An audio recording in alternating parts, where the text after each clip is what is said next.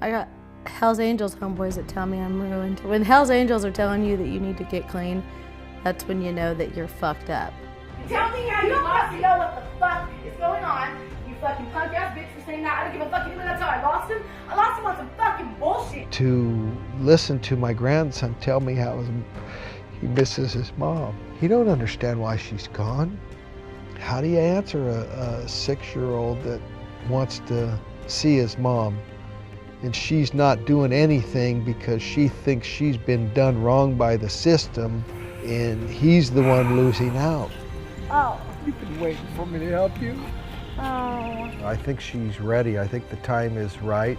She's gonna get on a plane. She's gonna go to New York. I told Jeannie she better be ready. This one is a firecracker, boy. I ran my shit out as far as I could. I lost my kid, I lost my marriage, I lost myself. I've been stabbed, I've been hit in the face with a hammer, I've been kidnapped, I've kidnapped people, got kidnapping charges, I've been on the news. You know, I was looking at 25 to life in January. I first heard of Katie through her father, Roscoe, who contacted me in August 2011. He was extremely distressed and was looking for some way that he could help her change her life, get off of drugs and stop the path that she had put herself on. It's devastating when you meet these people because they're somebody's children and they were always a little girl in pigtails, or they always were coming from the best families and they had the most potential and they were A-grade students. And I mean, how many times I hear these stories, it just amazes me. I went away. I took a trip when she was about 9, and I think that truly affected the whole family. And I don't know what happened while I was gone, but things weren't ever the same. When Katie first arrived, I saw a woman that was suffering in deep pain and shame of her past and the things that had happened, and she seemed incredibly vulnerable. The first time I shot meth was March 4th of 2010. I've relapsed 3 years ago and I've been using ever since. I had a dead baby on November 4th of 2010 and I've started eating Oxycontins and doing the dope quit working. That was like, might as well just kill yourself. Katie arrived yesterday from Stockton, California, embarking on the next phase of overcoming her methamphetamine addiction. The roadblock for us right now is really getting her to feel what's around her, because when she feels that, she's going to leverage out of that. Because I have done this for 17 years with people, is that when I see that darker aspect of themselves flare up, I kind of provoke it. I want it to attack me. Listen, this is all bullshit, right? If you gave a fuck about your kid, you'd be with him now. Get the fuck. I'm out of here. No, you're not fucking out of here. I'm out of here. You know something? Turn that shit off before I break the motherfuckers, bud. Katie, listen to me. You are not. No, fuck. Don't be so fucking rude. When people come to me, they're in deep gratitude because I will help them. I'm very dedicated to helping them. My father died of a heroin overdose when I was 7, and I lived a horrendous life of abuse. I understand the psychology of their brokenness, and I understand they're creating situations that they don't want to create. Get that camera off me, bro, before I break the motherfucker. I ain't playing. Katie, stop it right now. Fuck you, bitch. So I'm comfortable getting that beast to surface. How about everybody should be giving you the opportunity to do whatever the fuck you want, but if you have to step up, fuck them. How does that work?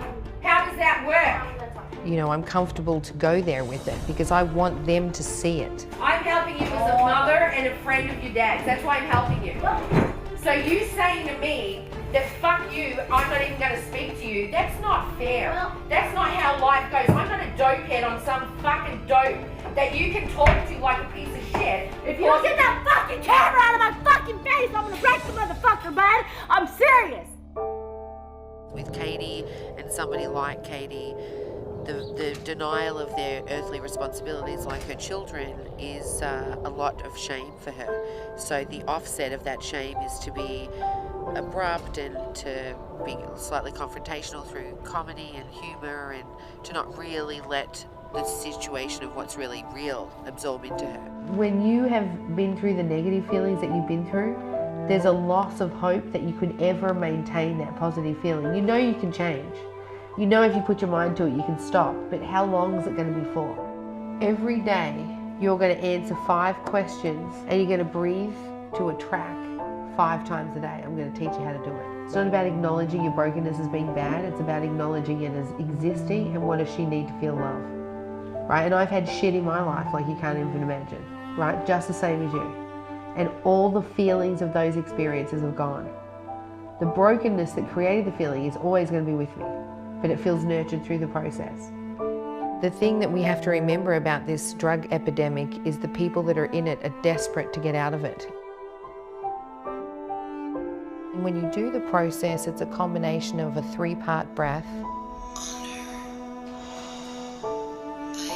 and then single word sequences that act as a chain of signifiers to break down the old commands. And that's what we observe with people.